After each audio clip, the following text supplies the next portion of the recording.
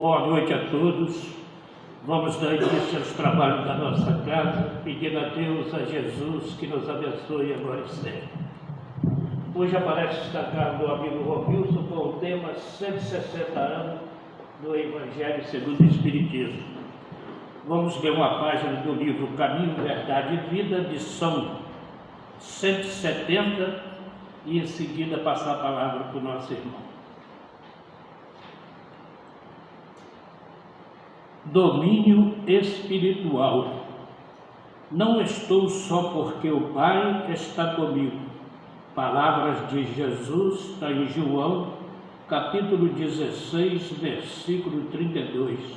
E Emmanuel faz o seguinte comentário a respeito desse versículo. Nos transes aflitivos, a criatura demonstra sempre onde se localizam as forças exteriores que lhe subjugam a alma. Nas grandes horas de testemunho, no sofrimento ou na morte, os avarentos clamam pelas posses efêmeras. Os arbitrários exigem a obediência de que se julgam credores. Os supersentimentalistas reclamam o objetivo de suas afeições. Jesus, todavia, no campo supremo das últimas horas terrestres, mostra-se absoluto Senhor de si mesmo, ensinando-nos a sublime identificação com os propósitos do Pai, como o mais avançado recurso de domínio próprio. Ligado naturalmente às mais diversas forças, no dia do Calvário não se prendeu a nenhuma delas. Atendia ao governo humano lealmente, mas Pilatos não o atemoriza. Respeitava a lei de Moisés, entretanto Caifás não o impressiona. Amava eternecidamente os discípulos, contudo as razões afetivas não lhe dominam o coração. Cultivava com admirável devotamento o seu trabalho de instruir e socorrer, curar e consolar. No entanto, a possibilidade de permanecer não lhe seduz o espírito. O ato de Judas não lhe arranca maldições. A ingratidão dos beneficiados não lhe provoca desespero. O pranto das mulheres de Jerusalém não lhe etibia o ânimo firme.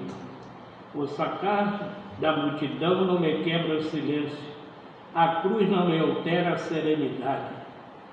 Suspenso no madeiro, roga desculpas para a ignorância do povo.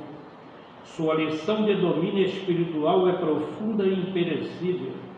Revela a necessidade de sermos nós mesmos, nos transes mais escabrosos da vida, de consciência tranquila e elevada, a divina justiça e de coração fiel dirigido pela divina vontade. Então está aí lição 170 do livrinho Caminho, Verdade e Vida, que possamos refletir a respeito dessa lição.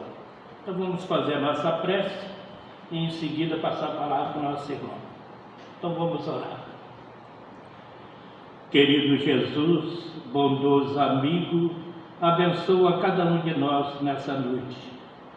Que possamos receber do Senhor as bênçãos necessárias, cada um de nós e nossos familiares. Ave Maria, cheia de graça, o Senhor é convosco. Bendita sois vós entre as mulheres, e bendito é o fruto do vosso ventre, Jesus. Santa Maria, Mãe de Jesus, roga a Deus por nós, pecadores, agora e na hora de nossa morte, e assim seja. E assim, Senhor, passamos a palavra para o Rodolfo.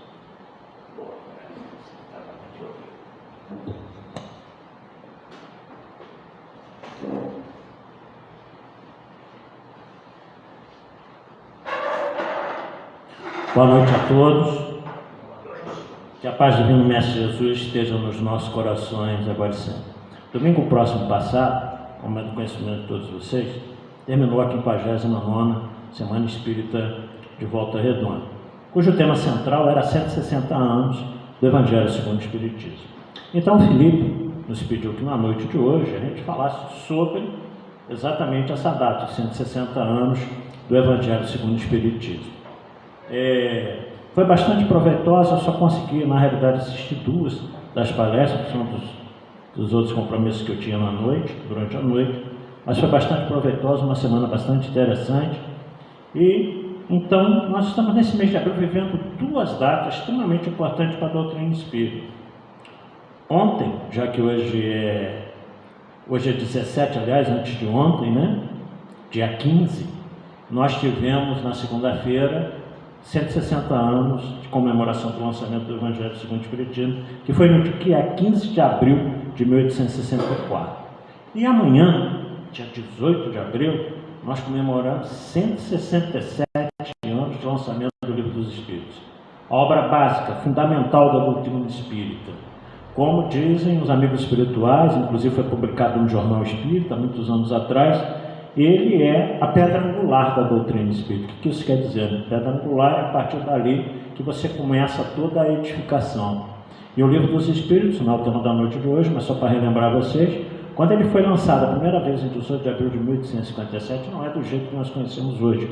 Eram apenas 176 páginas, 501 perguntas e respostas só, dividido em 3 partes: doutrina espírita, das leis morais, esperanças e consolações. Mas o Espírito da Verdade já havia dito a Kardec que era necessário que a obra saísse naquela época, porque depois ela seria revista e ampliada pelos amigos espirituais. Isso de fato aconteceu, porque depois, no ano de 1860, segundo o Canudo de Abreu, ele foi lançado a 2ª edição, do jeito que nós conhecemos hoje, com 1019 perguntas, dividido em 4 partes. Primeira parte das causas primárias, segundo do mundo espírito dos espíritos, terceiro, leis morais, 4, esperanças e consolações. Só que, curiosamente, se nós formos observar, nós temos o Pentateuco de Moisés, lá atrás, os 5 livros que Moisés escreveu. E nós temos o Pentateuco. Moisés foi a primeira grande revelação à humanidade, dita pelos amigos espirituais. A segunda foi Jesus, e a terceira, a doutrina espírita, conforme a promessa do Cristo. E, curiosamente, também Kardec lançou um Pentateuco, 5 obras que compõem a base da nossa doutrina espírita. Primeiro, o Livro dos Espíritos. Depois, no ano de 1861, ele lançou o Livro dos Médiuns, que amplia, complementa a 2ª parte do Livro dos Espíritos, do mundo espírita ao mundo dos espíritos. Depois, no dia 15 de abril de 1864, ele lançou o Evangelho segundo o Espiritismo, que amplia e complementa a 3ª parte do Livro dos Espíritos, das leis morais. Depois, no ano de 1865, ele lançou, 1º de agosto, ele lançou o livro Céu e Inferno, que complementa e amplia a 4ª parte do Livro dos Espíritos, das esperanças e consolações. Curiosamente, a primeira parte do Livro dos Espíritos, das causas primárias, foi a última obra, lançada em 1868, que é a Gênese, que também complementa e amplia a primeira parte do Livro dos Espíritos. Então, nós temos uma parte científica, nós temos uma parte filosófica e nós temos uma parte moral. Parte científica, a Gênese, a primeira parte do Livro dos Espíritos, das causas primárias. Parte filosófica, a 2ª parte do mundo espírita, do mundo dos espíritos, e a 4ª parte das esperanças e consolações. E a 3ª parte, a parte moral da doutrina, que são as leis morais. Né? E aí nós vamos ver no Evangelho a ampliação disso. Mas antes da gente adentrar, basicamente no tema de hoje, o que significa Evangelho? Evangelho vem do grego evangelion, que significa a recompensa pela boa notícia ou a própria boa notícia que Jesus veio nos trazer. A Bíblia, se vocês não sabem, é uma curiosidade, a Bíblia foi escrita durante 1570 anos. Desde o primeiro livro de Moisés, chamado Gênesis, em 1437 a.C., até o Apocalipse de João, cerca do ano 98 depois de Jesus. Todos os livros da Bíblia levaram 1570 anos para que pudesse depois ter esse compêndio que nós conhecemos, essa escritura maravilhosa, considerada o livro dos livros. Agora, o que nós temos que ter muito cuidado também é com as chamadas traduções que andam por aí. Eu costumo dizer, eu tenho em casa 5 versões da Bíblia. 2 católicas e 3 protestantes.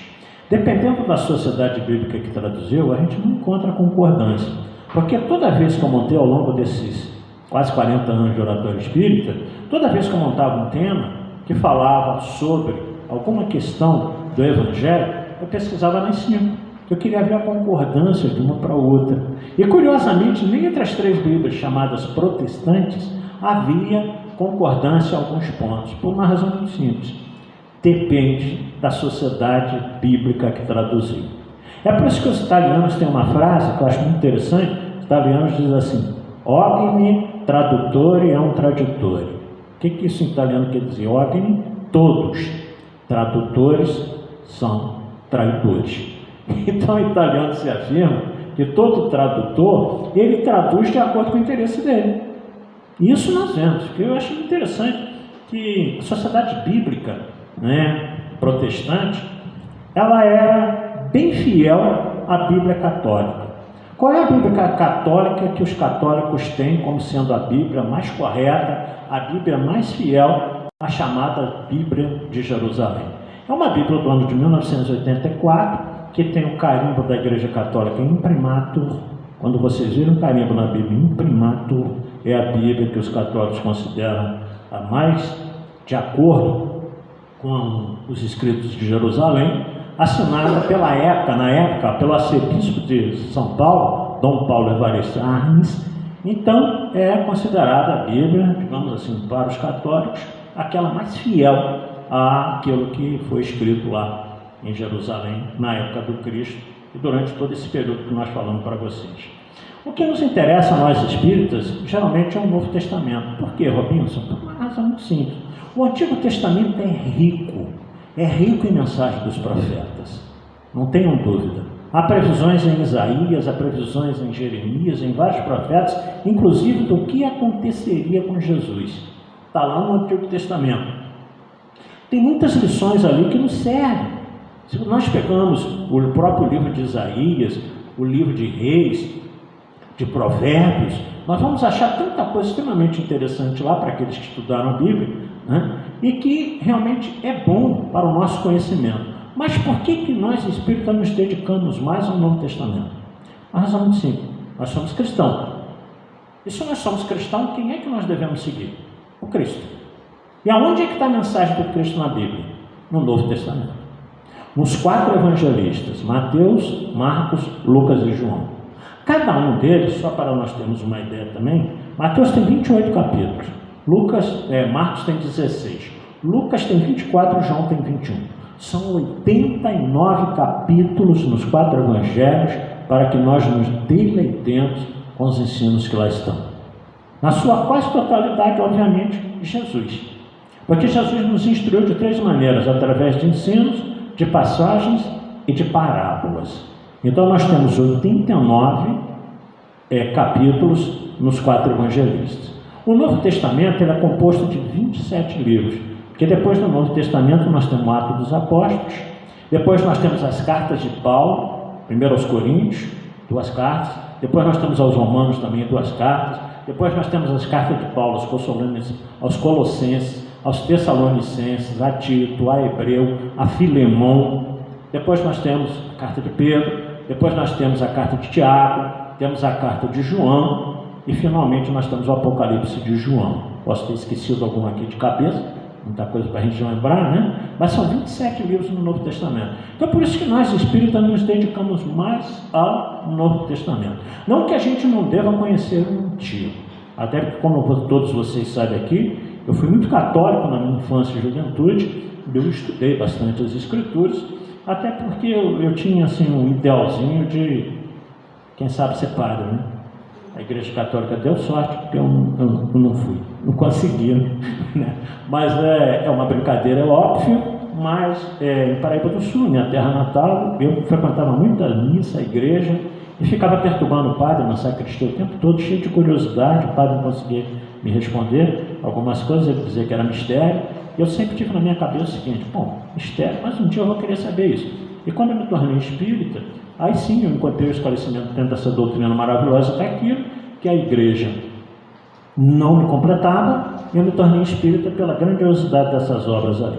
Mas eu já contei aqui em várias oportunidades, a minha mãe, que desencarnou no ano de 2015, aos 91 anos de idade, nos deu essa base católica, que a minha mãe foi noviça, né? No internato lá do Colégio de Freiras. A intenção dela talvez fosse se tornar freira, mas numa das saídas que as madres superiores permitiam, a minha querida mãe encontrou com meu pai, e eu sempre brinco, né, graças a Deus, senão a gente não estaria aqui hoje, ela teria virado freira, né? E aí ela saiu do convento, se casou com meu pai, gerou 5 filhos, 2 já voltaram para o mundo espiritual, 3 estão aí lutando, eu sou um deles. E como a gente luta, né, para vencer, principalmente as nossas imperfeições. Mas então eu sempre fui grato muito à minha mãe, aos conhecimentos primeiros doutrinários que ela me deu dentro da Igreja Católica. Eu sempre digo isso, não tem coisa mais chata do que você sair de uma religião e falar mal daquela religião na qual você era para outra que você foi, né? É o chamado cuspir no prato que comeu, né? Então eu sempre fui grato até minha mãezinha desencarnar em 2015 pela base religiosa que ela me deu na igreja. Como eu falei há pouco, mas aí a doutrina espírita me completou naquilo que eu precisava. Nós temos nos 4 evangelistas uma curiosidade. Os 3 primeiros, Mateus, Marcos e Lucas, nós chamamos de evangelhos sinóticos. O que isso quer dizer? Que guarda semelhança, que são parecidos, que têm uma identidade. Então, se você colocar os 3 evangelhos um do lado do outro, nós vamos encontrar ipsis literis coincidência naquilo que os 3 falaram. A tal ponto que numa pesquisa que nós fizemos, o Evangelho de Mateus e Marcos tem 600 versos em comum. No Evangelho de Lucas e Marcos tem 350 versos, né? Que são cada capítulo daqueles com seus versículos. Em Mateus e Lucas, 235 versos em comum. Só João, que não é considerado Evangelho sinótico, que João nos fala desde o nascimento do Cristo, a sua pregação, a sua vida, até o final da sua existência aqui em nós. Provavelmente, os outros evangelistas talvez tenham se baseado no Evangelho de Marcos, por uma razão muito simples. Segundo alguns historiadores ou autores, que nós chamamos de exegetas, são aqueles que se aprofundam no estudo das Escrituras, Marcos teria escrito o Evangelho dele cerca de 60 anos depois do primeiro dia do nascimento de Jesus. Ou seja, a data que nós estamos vendo, estamos no ano 2024, da era cristã, considerada a partir do primeiro dia do nascimento do Cristo. O nosso tempo na humanidade, a nossa contagem de dias zerou ali e nós começamos a era cristã.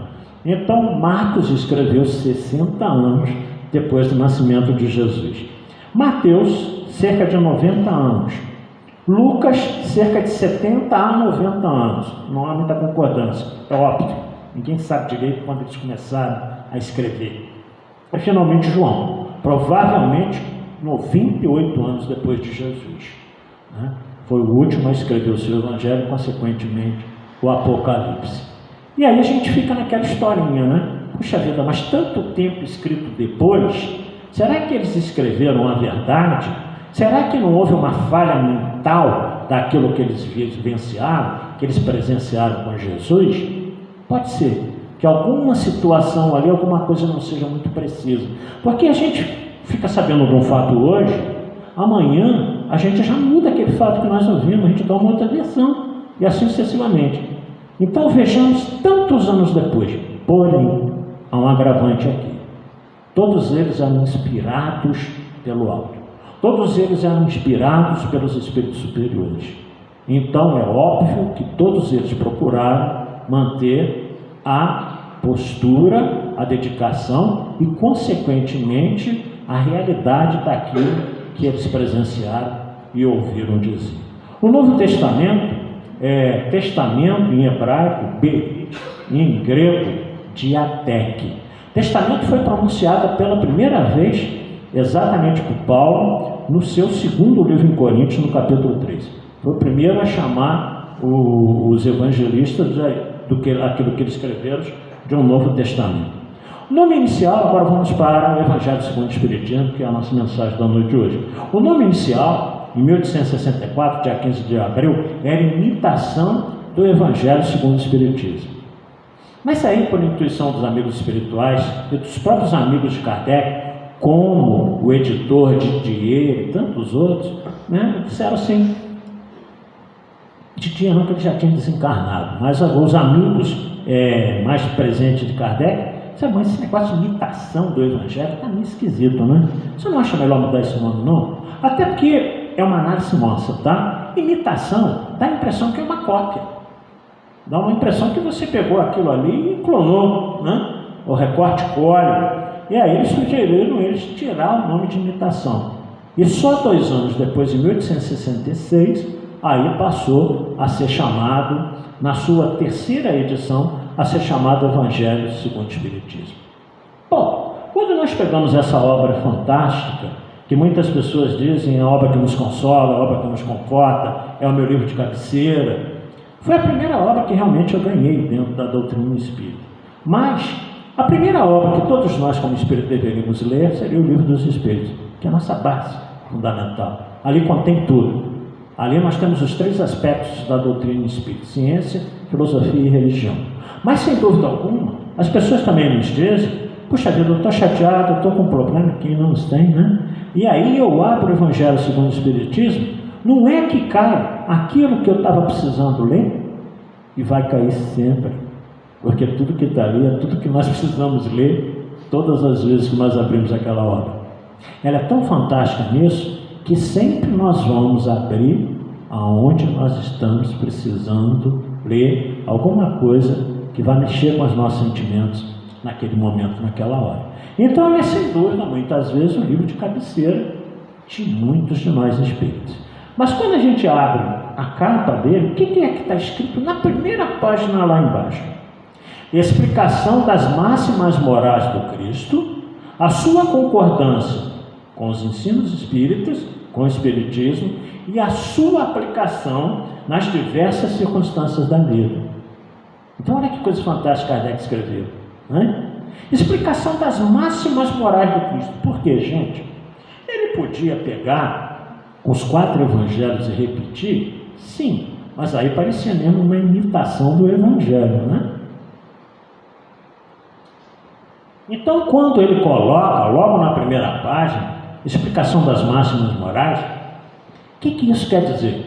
São aquelas que nos impactam mais de perto, são aquelas que vão mexer com a nossa vida, são aquelas que vão fazer com que a gente tenha uma outra ótica com relação à vida. E todos nós que estamos aqui na Casa Espírita durante alguns anos já sabemos o quanto essa doutrina fez por nós, o quanto ela mexeu com a nossa vida, o quanto ela muda a nossa vida. É óbvio que nós ainda temos uma série de imperfeições, isso é natural. E é óbvio que nós falhamos. Eu, depois de 40 anos de espiritismo, às vezes eu me pego ainda falhando. Eu falo, meu Deus do céu, como é que você ainda comete esse tipo de falha? Né? Não é uma desculpa não, gente, pelo amor de Deus. Mas porque nós precisamos entender que nós somos seres humanos falíveis. Por isso nós estamos no mundo de expiações e provas. Não coloque pecha de perfeição em ninguém, porque não existe perfeição na Terra. A única perfeição que passou pelo nosso planeta chamava-se Jesus. Depois dele, ninguém mais. Então nenhum de nós podemos ter essa pecha e levar essa pecha de perfeição, porque nós não somos perfeitos. Se fôssemos, estaríamos no 5º mundo habitado, que são os mundos celestes junto de Deus. Seríamos Cristos. Então nós erramos? Sim. Vamos continuar errando? Sim. Mas também façamos uma análise, o quanto nós crescemos, o quanto nós melhoramos. Cada um de nós aqui na noite de hoje, analise-se antes de se tornar espírita, o que você era, como você agia, o que você pensava, as coisas que você fazia, e o quanto a doutrina espírita colocou freio em nós. Uma série de coisas que nós fazíamos equivocado, porque milenarmente já viemos fazendo esses equívocos, né? Então é claro que ainda temos deficiência, que lutamos contra ela todos os dias. E aí, curiosamente, explicação das máximas morais. Aí Kardec escreve 28 capítulos, 27 capítulos explicando essas máximas morais do Cristo. Por quê? Sabiamente ele coloca como título uma das passagens, um dos ensinos, uma das parábolas de Jesus. Depois, não raro, na maioria dos capítulos, ele explica aquilo ali. Depois ele abre para a instrução dos espíritos. 4 capítulos só que não tem isso. E os espíritos comentam acerca daquele capítulo. Os espíritos comentam acerca daquele capítulo. Então, basicamente, a obra é feita assim. 27 são explicação das máximas morais do Cristo. O 28º capítulo é uma coletânea de preces espíritas que nós vamos falar lá no final. Mas eu quando comecei a estudar, me aprofundar um pouco mais no estudo do Evangelho, a gente percebe uma coisa fantástica, a tamanha genialidade do codificador. Porque se nós formos ver os primeiros capítulos do Evangelho, mais da metade do Evangelho, ele coloca um atrás do outro, sincronizados. O próximo capítulo guarda a relação com o capítulo anterior. Eu fui descobrir isso depois de muitos anos estudando a doutrina espírita. Qual é o primeiro capítulo que Kardec coloca? É uma fala de Jesus que era a preocupação dos poderosos da época, dos doutores da lei, dos romanos, do poderio romano. Quem é esse cara que vem agora dizendo que é o Filho de Deus e que veio para implantar o seu Evangelho? Quem é esse cidadão? Será que ele vai querer mexer com as leis, com as nossas leis? Será que ele vai mudar o código divino que Moisés nos passou no Pentateuco, chamada Torá, para os nossos irmãos israelitas? Aí qual é o primeiro capítulo que Kardec coloca? Não vim destruir a lei. Olha que coisa fantástica. O Evangelho abre com o capítulo: não vim destruir a lei, mas vim dar seguimento. Mudou a lei de Moisés em vários pontos, porque as leis humanas precisam ser reajustadas periodicamente de acordo com a evolução intelectual e moral da população. Mas a lei de Deus não. Ele não mudou uma vírgula sequer na lei de Deus. Qual é o segundo capítulo? Assim que ele é preso, é levado ao pretório para ser interrogado por Pilatos, e Pilatos diz a ele o seguinte: tu és rei dos judeus? Ele diz: tu dizes, mas eu não vim a esse mundo senão para ter testemunho da verdade. Aquele que é da verdade escuta a minha voz. Kardec coloca como segundo capítulo: eu não vim destruir a lei, eu não sou rei. O único título que Jesus aceitou na sua estada junto de nós foi de mestre, porque mestre é aquele que ensina. Por isso os nossos professores são chamados de mestres, porque eles ensinam, eles nos formam. Beleza. E aí ele nos fala no terceiro capítulo, quando ele nos fala que meu reino não é deste mundo, então há outros reinos, há outros mundos, porque Jesus diz: meu reino ainda não é aqui. Vou para o meu Pai, mas eu prepararei um lugar para vós. Qual é o terceiro capítulo que Kardec coloca nessa sequência? Há muitas moradas na casa do meu Pai. E essas muitas moradas são moradas de natureza espiritual, são moradas de natureza física, como o planeta Terra, são moradas de consciência, de acordo com a nossa consciência. Podemos estar em vários estágios de existência. Há muitas moradas na casa do meu Pai. Haroldo Dutra Dias disse há pouco tempo atrás aí, se vocês tiverem, não sei se vocês viram isso, de que a Terra é o único planeta no sistema solar que tem vida física, para mostrar o quanto nós somos atrasados. Não existe vida física em nenhum outro planeta do nosso sistema solar. Como é constituído o nosso sistema solar? Sol, uma estrela de quinta grandeza, Betelgeuse, de primeira grandeza, tem 100 bilhões da energia do nosso Sol. Só para nós vermos como é que o nosso Sol é uma estrelinha bem fraquinha. Depois nós temos Mercúrio, Vênus, Terra, Marte, Júpiter, Saturno, Urano, Netuno e Plutão. Desclassificaram Plutão como planeta há tempos atrás. Astronomia. Eu não considero, tenho o direito de não considerar que Plutão não seja mais planeta.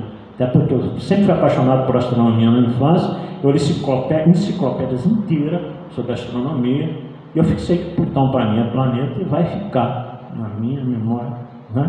Eu me lembro sempre do Ariano Suassuna, que foi um grande professor, e ele era bastante engraçado, e ele falava assim: eu desse homem há tantos anos na faculdade, aí agora já está na terceira reforma ortográfica da língua portuguesa, eu não aceito. Eu fico com a primeira lá, quando eu aprendi a língua portuguesa, por que eu tenho que mudar? E aí então, são esses planetas todos, só na Terra tem vida física. Todos os outros planetas, junto de nós, é vida espiritual. Aí o Haroldo disse que o Milor Fernandes, se lembra, O escritor Milor Fernandes, muito brincalhão também, que Milor Fernandes disse um dia o seguinte: eu não tenho dúvida que existe vida inteligente fora da Terra, por uma razão muito simples, Porque eles nunca quiseram fazer contato com a gente, para não se perturbar, né? São tão inteligentes, por que eles vão fazer contato com a gente aqui? E que, se houvesse um outro planeta de expiações e provas pertinho da gente aqui, a uma distância como, por exemplo, da Lua, a gente já estava em guerra com eles também. A gente guerreia aqui dentro o tempo todo, já visto o que está acontecendo no Oriente Médio, né? Então ele diz, por isso que os inteligentes ficam longe da gente. Mas nós sabemos que eles estão encarnando aqui com o propósito de ajudar o planeta Terra. Bom, então se há muitas moradas na casa de meu Pai, o próximo capítulo, 4, olha que genialidade, ninguém pode ver o reino de Deus se não nascer de um novo. Então o codificador coloca as necessidades das nossas várias existências em várias moradas, que é o capítulo anterior, né? Então, ou seja, vamos ter várias e várias encarnações, tantas quanto forem necessárias. Questão 66 do Livro dos Espíritos. Como pode a alma que não alcançou a perfeição durante a vida corpórea acabar de depurar-se? Os Espíritos nos respondem, sofrendo a prova de uma nova existência. Todos vós, na letra B, contais várias e várias existências, aqueles que dizem o contrário procuram mantê-los na ignorância em que eles se encontram. Então vamos ter várias e várias existências dentro dessas várias moradas que existem por aí. Aliás, o Haroldo também, numa palestra, disse uma coisa muito interessante. Ele falou assim, ciúme, raiva, rancor, ódio, ressentimento, passaporte para o umbral. Fraternidade, perdão, amor, compreensão, tolerância, passaporte para nosso lar. Quem vai escolher o passaporte? Nós. Não é a Polícia Federal que vai te entregar, não, para onde você tem que ir. É você que vai se habilitar a pegar um desses dois passaportes. O Haroldo no final já dizia, e boa viagem, para onde você escolher ir, porque a escolha é nossa. Nós somos livres para escolher para onde nós queremos ir, né? Como eu disse há pouco, aqueles que erram, continuam errando, eu incluo dentre eles, vão sofrer. Muitos de nós já estamos sofrendo, temos que pagar os nossos débitos junto à providência divina, mas procuremos trabalhar sempre no bem, procuremos retribuir o mal com o bem, né? Não é porque as pessoas não acreditem na gente, isso não é problema nosso, é problema de cada um. A gente precisa trilhar o nosso caminho, precisa seguir o nosso caminho à frente. Até porque, qual é o próximo capítulo? Depois de ninguém pode ver o reino de Deus se não nascer de novo, nós vamos tendo várias e várias existências, nas quais nós vamos passar por várias aflições. Qual é o 5º capítulo? Depois do 4? Bem-aventurados aflitos. Em que Kardec resume a parábola em que Jesus sai da cidade de Cafarnaum, sobe a aba de um pequeno monte e lá pronuncia as 9 bem-aventuranças. Mateus capítulo 5, Lucas capítulo 6. E lá nos fala de 5 bem-aventuranças de comportamento bem vivenciado, 4 bem-aventuranças de sofrimento bem suportado, que nos conduzirão a Deus mais rapidamente. Por que bem-aventurados aflitos? Que é natural. Nesse processo de inter-relação pessoal, quantas pessoas nós já ofendemos? Quantas pessoas já nos ofenderam? Quantas pessoas nós machucamos ao longo das nossas várias existências? E nessa mesma, se pararmos para analisar, quantas pessoas nós entristecemos nessa vida? Quantas pessoas nós magoamos, que hoje ainda possam estar extremamente ressentidos com a gente? Porque nós não somos santos, nós somos pecadores. Ora, então é natural que essas pessoas também nos ofendam, nos magoem, a lei do retorno, Então nós vamos, João capítulo 16, versículo 33, no mundo tereis aflições, ponto. Mas tem bom ânimo, não podemos jamais desanimar, não importa o que nos aconteça, podemos jamais desanimar de estar com Jesus em qualquer situação. No mundo tereis aflições, ponto. Mas tem bom ânimo, vírgula, porque eu venci o mundo, dizia Jesus. Então o que nós precisamos vencer? Nosso mundo interior, as nossas imperfeições, as coisas nas quais a gente ainda erra pesadamente e magoa as outras pessoas. E o que nós precisamos fazer? Arrepender dos nossos erros, deixar o orgulho de lado e pensar muito profundamente numa coisa. Há 2 tipos de arrependimento. Eu não criei isso, eu ouvi isso de um outro orador espírita. Há o arrependimento de Judas Iscariote, que quando ele se enforcou, envergonhado do que ele fez ao Cristo, entregando por 30 moedas de prata, ele devolve no templo e vai se matar. E aí o expositor, acho que foi o Elahá, ele disse o seguinte, não estou me lembrando quem falou: o arrependimento de Judas ainda era um arrependimento orgulhoso, porque ele não deu o braço a torcer pelo que ele fez e preferiu tirar a própria vida, magoado com o que ele fez ao Cristo, se suicidou. Qual é o arrependimento bom? O arrependimento de Pedro, porque Pedro negou Jesus 3 vezes. Pedro, tu me amas? Claro, Senhor, que eu te amo. Pedro, tu me amas? Claro, Senhor, que eu te amo. Pedro, tu me amas? Senhor, eu já te disse. Então apacenta minhas ovelhas. Por que Jesus perguntou a Pedro 3 vezes: tu me amas? Porque só as pessoas que amam são capazes das grandes realizações. Então ele precisava saber se Pedro realmente o amava, para que Pedro cumprisse aquilo que ele esperava que Pedro fizesse. Mas Pedro, antes que o galo cante, já me terá negado 3 vezes. E quando o galo canta e Pedro se recorda, perto da prisão que Jesus estava, chora copiosamente. Por que o arrependimento de Pedro é diferente do de Judas? Porque o que Pedro fez? Errei com meu mestre. Chorou copiosamente quando o galo cantou. O que ele fez? Se entregou? Foi trabalhar. Foi realmente seguir, fundou a Casa do Caminho, junto com João, com os outros apóstolos. Não parou nunca mais de trabalhar por Jesus. Eu costumo dizer que Pedro e Paulo são os 2 maiores apóstolos de Jesus. Por que Paulo é considerado apóstolo? Qual a condição de apostolado? Ter sido chamado diretamente por Jesus e seguido o seu caminho.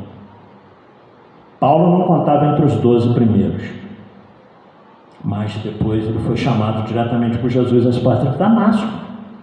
Então Paulo nós podemos considerar como 14º apóstolo, porque o 13º era Matias, que na sorte entre Barsabás, o justo, depois que Judas se enforcou, e Matias, aí escolheram Matias. Matias passou a ser considerado o 13º apóstolo, e Paulo o 14º, digamos assim, chamados direto por Jesus. Qual é o próximo capítulo, depois de Bem-aventurados aflitos? Meu Deus, os sofrimentos nos levam o quê? Como eu acabei de falar, o arrependimento de Pedro. Ação, trabalho com Jesus, o Cristo Consolador. É o 6º capítulo, que é onde nós devemos nos mirar, em Jesus. Ninguém sofreu mais nesse mundo do que o próprio Cristo. E nós que somos cristãos, seus seguidores, queremos sair desse mundo sem nenhum arranhão, sem nenhum sofrimento. Não dá. O nosso mestre passou tudo aquilo que ele passou e acabou na cruz. Assim como Natamê leu aqui, na página inicial, crucificado. Ele olha para baixo os seus algozes, os que pregaram ele com aqueles pregos enormes. Pai, perdoai-os, eles não sabem o que fazem. Demonstrando sobretudo amor por aqueles que o crucificaram para que ele morresse. Então, buscar exatamente o consolo para as nossas aflições, onde? Que nós estamos fazendo na noite de hoje aqui, estudando sobre ele, estudando sobre o seu evangelho de amor. Até porque nesse capítulo Kardec insere o quê? A promessa dele a todos nós: vou para o meu Pai, mas não nos deixarei órfãos. Pedirei, ele mandará outro Consolador, o Espírito da Verdade, que o mundo não pode ver porque não o conhece. João capítulo 14, versículo 15 a 17 e 26. A promessa da terceira revelação para nos consolar. Curiosamente, depois do capítulo 6, ele nos fala exatamente das bem-aventuranças, sobre sofrimentos e comportamentos. Capítulo 7, principalmente sobre comportamento. Capítulo 7, bem-aventurados pobres de espírito. 8, os que têm puro coração. Bem-aventurados que são brandos e pacíficos. Como nós estamos precisando disso hoje na terra? Porque a violência está aí campeando para tudo quanto é lugar. Ontem, em Barra Mansa, minha filha mora lá, na rua dela, ela me escreveu à noite: pai, mataram um senhorzinho aqui no bar. O homem tem 78 anos de idade, foi morto por um policial civil aqui de Volta Redonda.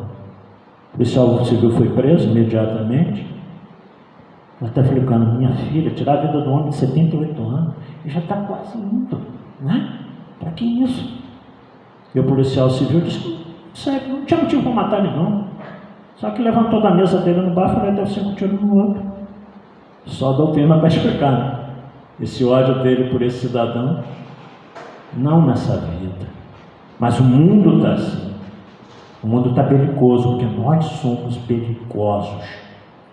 Nós temos as nossas guerras interiores e temos as nossas guerras contra os nossos semelhantes, muitas vezes mais próximos. Quem peleou na guerra, questão 742 do Livro dos Espíritos, predominância da natureza animal sobre a natureza espiritual e transbordamento das paixões. Então estamos mais perto da nossa animalidade do que da nossa angelitude e deixamos com que as paixões nos tornem violentos. As brigas no trânsito terminam em homicídio. Então ele coloca as 4 bem-aventuranças para nos ensinar o comportamento que todos nós devemos ter. Capítulo 10, bem-aventurados são misericordiosos. Nesse capítulo está inserido o quê? Perdão, capacidade de perdoar. Mestre, quantas vezes eu devo perdoar aquele que me ofende, me calunia, me persegue, me trai? 7 vezes? Não, Pedro, que isso, Pedro? 70 vezes. 7 vezes, 490 perdões para a mesma pessoa. A gente não consegue perdoar 2, 3. Cada um com a sua evolução. Passaporte, é você que escolhe, né? Como diz o Haroldo.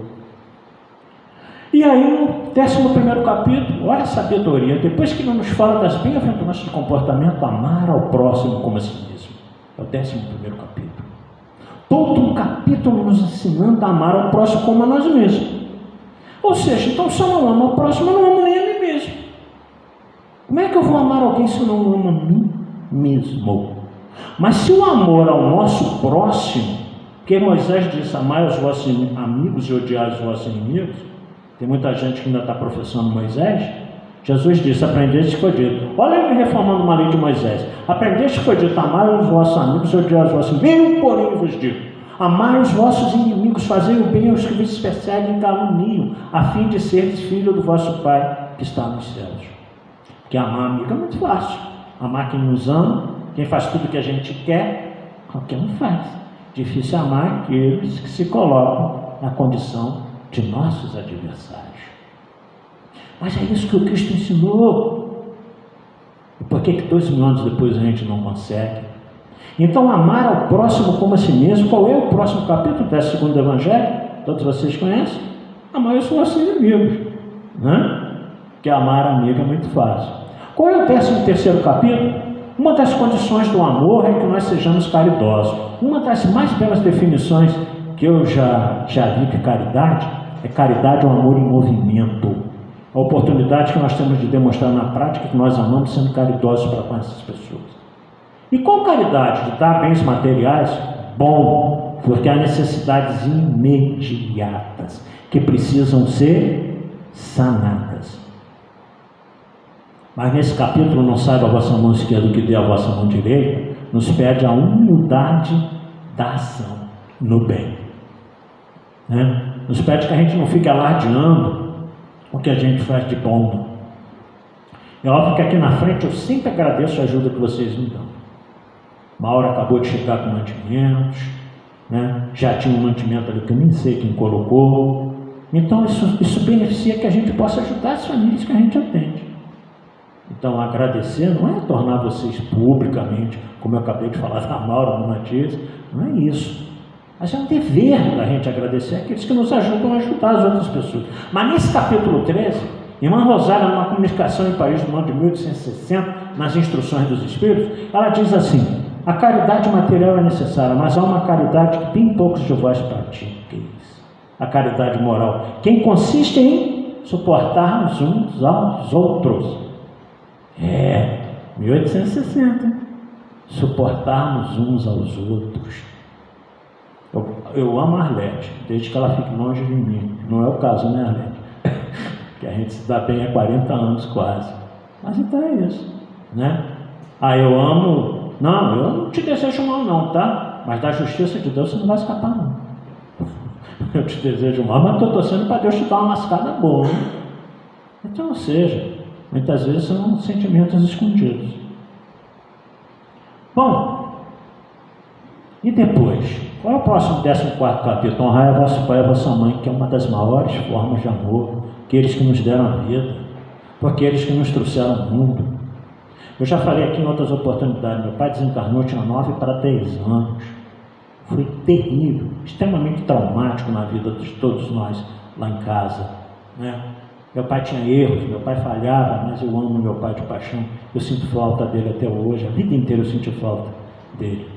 Eu não tive um pai que eu podia deitar no colo, dizer, até porque naquela época a gente com 9 anos, os pais eram muito distantes da gente. E a gente sabe quanto a figura paterna faz falta também. Então honrar a vosso pai e a vossa mãe é reconhecer tudo aquilo que eles fizeram por você, a vida inteira. Mas hoje tem muitos filhos ingratos, porque nós filhos nunca vamos conseguir pagar o que os nossos pais fizeram por nós. Mas muitos de nós nos esquecemos disso. E muitos dos nossos filhos se esquecem disso também. Porque aí qual é o próximo capítulo? 15º, vou ter que dar uma acelerada, fora da caridade e salvação. Então Kardec deixa bem claro que não é fora da igreja. E Chico Xavier disse, se Kardec tivesse dito fora da igreja não há salvação, fora do espiritismo não há salvação, eu não seria espírito. Mas como ele disse, fora da caridade não há salvação, e nós sabemos o que Chico Xavier fez, em termos de caridade, todos os sentidos. Qual é o 16º capítulo? Nós estamos deixando muito levar pelo mundo material, pelas coisas de cá. O 16º capítulo, ninguém serve bem a dois senhores. Ou nós nos espiritualizamos e praticamos essa verdadeira caridade, e praticamos esse amor dos capítulos anteriores, ou nós nos materializamos e ficamos vivendo as coisas do mundo, sem a preocupação com a nossa espiritualidade. Hoje tem pessoas que vivem muito mais da matéria do que do espírito, mas nós somos espírito, não somos matéria, nós estamos na matéria por um tempo só, mas vamos voltar para a verdadeira vida, que é a vida espiritual. E o que eu fiz nessa vida, no mundo material, para que eu regresse melhor do que quando para aqui eu vim, né? Então nós estamos no mundo de hoje servindo a Deus, espiritualidade, ou servindo mamão, monetariedade, dinheiro. Só estamos preocupados com bens materiais? Temos que nos preocupar, nós estamos no mundo material, nós precisamos sustentar a família, nós precisamos sustentar. Então eu sempre costumo dizer por aí nas nossas pregações, se nós pudermos ter uma boa casa para morar, um bom carro para nos levar onde for, se pudermos nos tratar, nos vestirmos bem, nos locomover, nos medicar, tudo isso é natural. Tudo isso é natural. Mas e quanto à nossa espiritualização? Nós vamos deixar para quando? Se a gente está só preocupado com as coisas materiais. E quantas pessoas nesse mundo só estão preocupadas com isso? Então, buscando o nosso crescimento, a nossa evolução, qual é o próximo capítulo? Sede perfeito. Sede perfeito como o Pai o é. Mas Jesus quer que a gente seja perfeito como Deus? Não tem como. Senão nós vamos tornar deuses também. Embora ele diz que nós somos deuses, em João, ele quis dizer que nós conseguimos chegar próximo dele como ele chegou, porque Jesus entrevê a Deus, mas não, porque nós somos muito atrasados. Então nós podemos chegar até ele, nos tornarmos como Cristo, coautores da criação de Deus. E Jesus criou o planeta Terra 4,5 bilhões de anos atrás. Já pensou? O dia que nós fomos engenheiros siderais, né, daí? Não só engenheiro civil, né? Mas que a gente seja engenheiro sideral, que a gente vê aí, Deus fala, vai lá e cria um planeta, um sistema planetário. Olha que beleza, né? E aí, o que acontece? Para sermos perfeitos, nós somos convidados. Qual é o 18º capítulo? Muitos são chamados, poucos são os escolhidos. Todos nós somos chamados o tempo todo. E quantos abandonam pelo caminho? E quantos deixam a tarefa por motivos que não deveriam? Não, eu não sigo mais nada, porque eu desacreditei de tudo. Aquele orador é falso. Aquele orador é falso. Na tribuna ele fala uma coisa, mas lá fora ele vive outra. Aquele padre é pedófilo. Por isso que eu não acredito na igreja católica. Aquele pastor extorque os fiéis, fazendo com que eles deem grandes vultas de dinheiro. Mas a gente generaliza e a gente condena a religião por uma ovelha desgarrada do rebanho. não é? Tem pessoas que dizem assim, não vou lá no centro não, porque, nossa, direção daquele centro só Jesus para abençoar. O dirigente da reunião mediúnica, a doutrina cada espírito lá, bonito, rapaz, bacana, chega lá fora e briga com todo mundo, né? Na família ele é o cariá. E lá dentro, na sala mediúnica, fica, irmão, você precisa amar como Jesus ensinou. Não coloque em caracteres de perfeição onde não existe. Paulo, Colossenses, capítulo 5, versículo 21. Observa tudo e fica com o que é bom. Retém bem, que todo mundo tem algo de bom. Esquece a parte ruim, esquece as falhas. Até porque o que Jesus diz? Não julgar a ninguém. Só ao meu Pai cabe o julgamento de todos nós. Bom, muitos chamados, poucos escolhidos. Os escolhidos são aqueles que ficaram por quê? Qual é o próximo capítulo? 19. Pela fé. A fé que transporta montanhas. Só a fé é capaz de nos identificar no propósito que nós deveríamos ter de seguir a Jesus. Com todas as nossas imperfeições, com todos os nossos problemas, com todas as nossas falhas, né? Tem uma música católica que eu acho muito bonita, ela fala, tudo é do Pai, vocês devem conhecer, né? É linda essa música. E tem um trecho que ela diz assim, eu sei que eu sou pecador, né? Mas também que tudo é do Pai, e o Pai me cura por amor. Né? Então isso é bonito, muito bonito isso. A gente sabe que a gente é pecador, que a gente é falho. Mas a fé é capaz de fazer com que a gente conquiste de fato, pelo menos a fortaleza, para continuar lutando. Não conta nada contra ninguém, não. Naquele filme que vocês devem ter assistido, de Valdo Franco, O Mensageiro da Paz, né? Vocês lembram que tem uma frase da Joana, que ela diz, no final, mais ou menos assim, quando tu desencarnares, quando deixares esse corpo físico, perceberás que a luta o tempo todo nunca foi contra ninguém, sempre foi contra ti mesmo. O maior problema da criatura humana, dizia Joana, é a própria criatura humana. A luta é com nós mesmos, né? Eu não quero mudar o Tamir, eu não quero mudar ninguém, eu preciso mudar a mim mesmo, as minhas imperfeições, que são muitas. Bom, aí nós chegamos em que situação? O tempo que nós estamos vivendo. Olha a sabedoria de Kardec. Nós somos os trabalhadores da última hora. Estamos vivendo a última hora de mudança do planeta. Almas redimidas, na página Cristo em Nós, do livro Fonte Viva, Emmanuel diz, uma terra redimida necessita de almas redimidas. 100%? Não. Isso é condição de mundo celeste junto de Deus. Mas espíritos que já são propensos ao bem, espíritos que passam a sua vida inteira pensando em como ajudar, em como melhorar a vida de alguém, e quanto eu posso fazer, mesmo dentro da minha pequenez, da minha insignificância, o que eu posso fazer de bom para quem quer que seja. Nós estamos nesse momento em que a Terra está mudando, vai para o mundo de regeneração. Nós vamos ficar? Eu não sei, eu não posso responder pelos senhores e pelas senhoras. Eu não sei se eu vou ficar na Terra regenerada. Eu gostaria, né? Mas qual passaporte eu estou pegando? Né? Da fraternidade, do perdão, da compreensão, da tolerância, do amor? Eu estou pregando o passaporte do ressentimento, da raiva, do ódio, da revolta. Os dois ali, ó, eu que vou escolher, né? O bom é isso. Bom, os trabalhadores da última hora, nós estamos vivendo um momento tão grave que Jesus já falava lá atrás, e Kardec coloca no próximo capítulo, haverá falsos cristos e falsos profetas, né? Reconhece-se a árvore pelo fruto. Volto a dizer, tem muita gente fazendo bobagem por aí, mas trabalhando no bem. Tem muita gente que não está dentro de religião nenhuma, é muito mais religioso do que muitos de nós. Tem muita gente que segue ao Cristo e não segue a religião nenhuma, mas está lá, fazendo a sua parte, fazendo o seu trabalho, dando a sua assistência material, dando a sua assistência espiritual. É aquela pessoa que a gente costuma dizer, pode contar com ela para tudo, o tempo todo. para isso que a gente deveria estar aqui na Terra. É para isso que a gente deveria estar vivendo. Agora, terão realmente muitas pessoas enganando outras por aí, como dizem? Sim.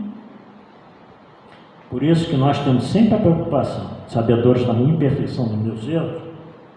Eu nunca digo vocês têm que fazer, porque eu estaria me excluindo, né? Eu não preciso.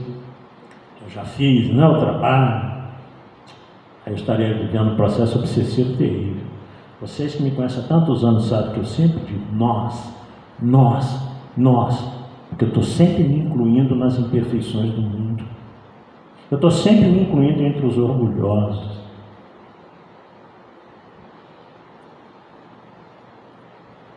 Minha filha uma vez falou comigo, nunca mais esqueci, uns anos atrás: pai, você pensa que você sabe tudo, aquilo me doeu, porque com a idade, com o tempo de vida que a gente tem, é óbvio que a gente sabe alguma coisa, porque nós temos uma coisa chamada de experiência de vida.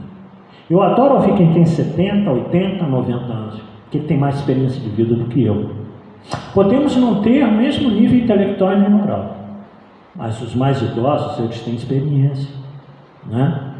Mas ela me fez observar alguns pontos na minha vida que realmente a gente precisava reflexionar. O próximo capítulo não guarda muita relação com os anteriores, mas ainda assim guarda relação com o amor. Não se pareça o que Deus uniu. Aí nos fala das uniões pelo verdadeiro laço do amor, não de determinados interesses.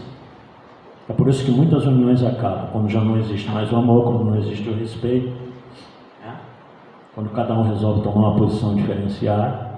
Por isso que Kardec insere nesse capítulo, falando de Mateus capítulo 19, versículo 3 a 9, o homem deixará seu pai e sua mãe, unirá sua esposa, não serão mais dois, mas apenas uma sua carne, não separe, pois, o homem que Deus uniu, nos falando das uniões verdadeiramente por amor.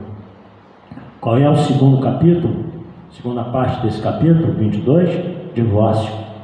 E aí o codificador nos fala, a doutrina espírita não faz apologia do divórcio. A gente casa pensando em nunca separar. Acredito que todos vocês casaram como eu pensavam assim. A gente casa nunca pensando em separar. Mas o que Kardec nos fala do divórcio? O divórcio é uma lei humana que visa regulamentar aquilo que de fato já está separado, não é? Porque às vezes não tem condição mais, não tem amor, não tem carinho, não tem companheirismo, né? Muitas vezes as pessoas erram dentro dessa relação, é melhor mesmo separar. Joana de Anjos diz no livro SOS Família: só quem não deseja mais caminhar contigo, não te tornes em algema ou prisão. Separação dói demais, só quem passou por isso sabe. Não é mole, não é fácil, mas a gente não espera, mas acontece. E aí depois, qual é o próximo capítulo? Estranho e moral, porque Jesus disse: se amardes primeiro a vosso pai, a vossa mãe, a vossa esposa, a vosso marido, a vossos filhos, antes de mim. Olha, mas o que Jesus disse, né? Se não odiar, aí ele utilizou esse verbo lá, os evangelistas, mas odiar lá não era nesse sentido pejorativo que nós temos hoje, do sentimento de raiva, não era isso. Jesus disse: se você colocar todas essas pessoas acima de mim, você não está em condições de me seguir. É isso que ele quis dizer. Até porque aquele que sempre respeitou a parentela, respeitou a sua mãe, não poderia dizer que é porque a gente tem que renegar pai e mãe. Não é isso que ele quis dizer. E depois o próximo capítulo é: não conhece a candeia debaixo do alqueire. O que isso quer dizer? O conhecimento tem que estar aí à luz de todo mundo. E a doutrina espírita é a doutrina que colocou essa luz acima do candeeiro, para que todos nós pudéssemos compreender. Nós oradores, o Rogério está lá atrás, o Luiz, né? Nós oradores, eu costumo dizer, nós somos papagaio dos espíritos. A gente repete o que os espíritos disseram. A gente não pode chegar aqui na tribuna e dizer eu acho. Eles já acharam tudo para a gente. Nós não estamos aqui para achar nada, nós estamos para repetir o que eles disseram. Então, uma floreada, ampliar de acordo com o conhecimento que nós tivemos, uma experiência de vida, mas eles já acharam tudo por nós. O conhecimento está aí, não enxerga quem não quer.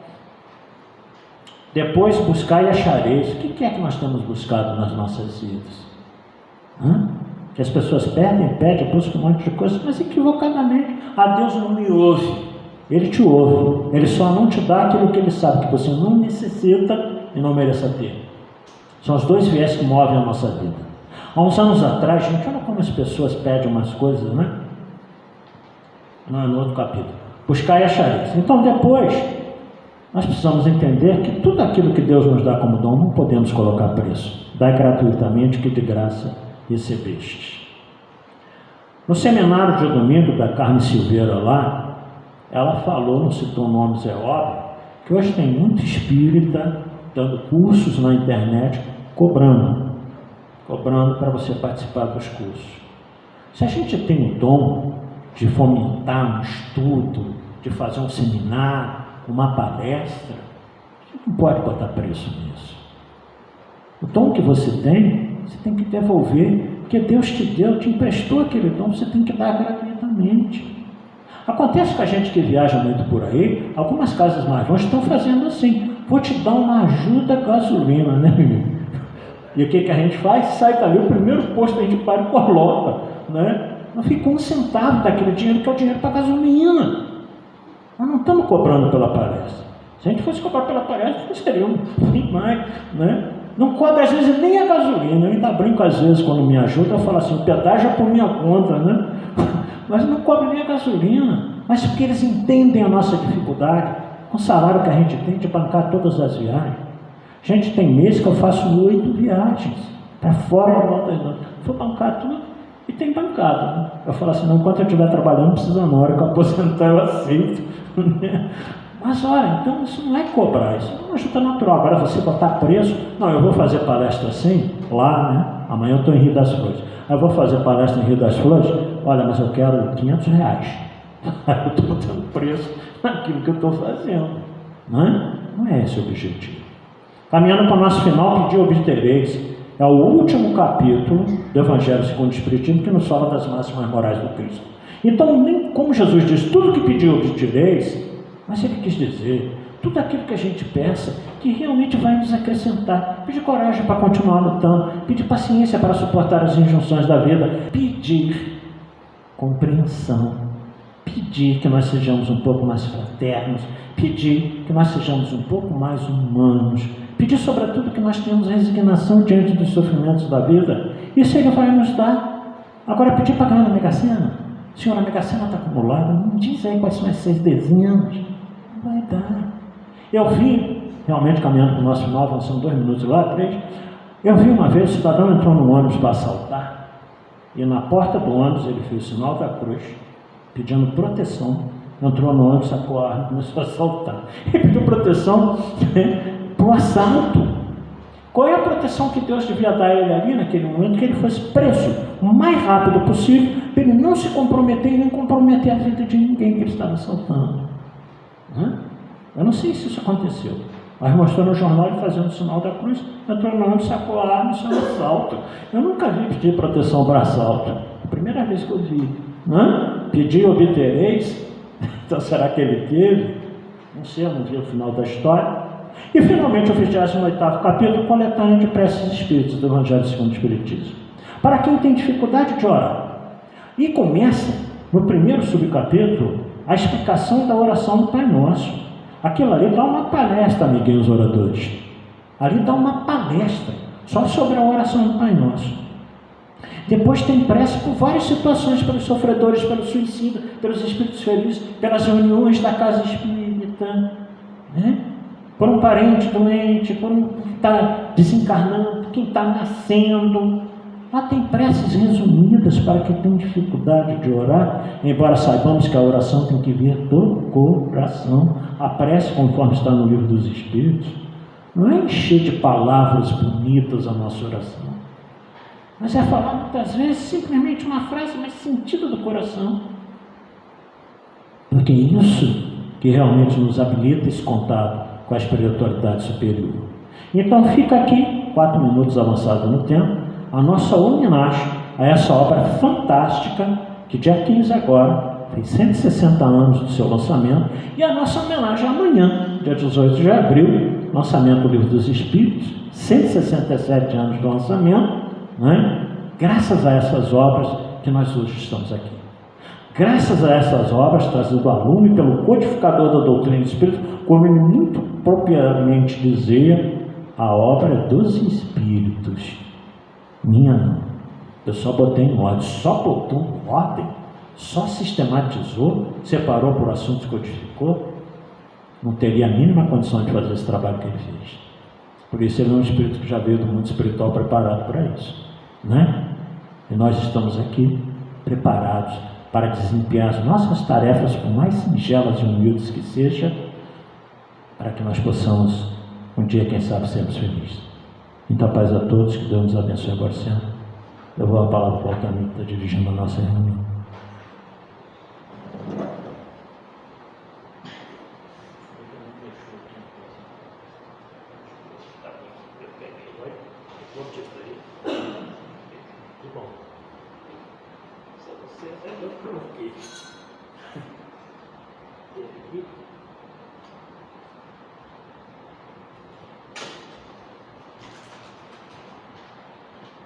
Próxima palestra. Na nossa casa, a felicidade não é deste mundo. Orador Ricardo. Domingo, às 9 horas da noite. Lembrando a todos que o quadro de aviso das atividades da nossa casa está lá na porta, na entrada, né? Então, agradecendo aí as pessoas que estão nos assistindo, agradecendo a vocês aqui no salão, desejando muita paz, uma boa noite,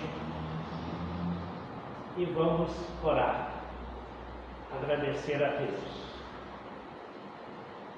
Querido Jesus, bondoso amigo, abençoa todas as casas espíritas da região, abençoa os hospitais, presídios e asilos da região. Acaba, Senhor, que essas guerras lá no Oriente Médio não deixa acontecer mais guerra na Afeganistão. Abençoa o grupo do Sopão, todos os sábados, 7 horas da manhã, a gente se reúne para trabalhar, que a nossa amizade possa só crescer, sempre. E pedindo a Deus que abençoe encarnados e desencarnados do mundo inteiro, vamos lembrar de Jesus com carinho, dizendo assim: Jesus de Nazaré, quando esteve na terra, nada exigiu, surgiu como se fosse uma brisa perfumada em manhã de sol. Jesus não fundou nenhuma doutrina, viveu com todos, mas não se permitiu pertencer a ninguém. Veio à terra nos trazer o amor, amar a Deus sobre todas as coisas e ao próximo como a ti mesmo. Esse mesmo Jesus nós agradecemos assim. Concedei-nos, Senhor, a serenidade necessária para aceitar como são as coisas que não podemos modificar, coragem para modificar aquelas que podemos e sabedoria bastante para distinguir uma das outras. Muita paz e Jesus nos guarde. Graças a Deus. Aqueles que forem tomar paz, é só aguardar que vão ser chamados.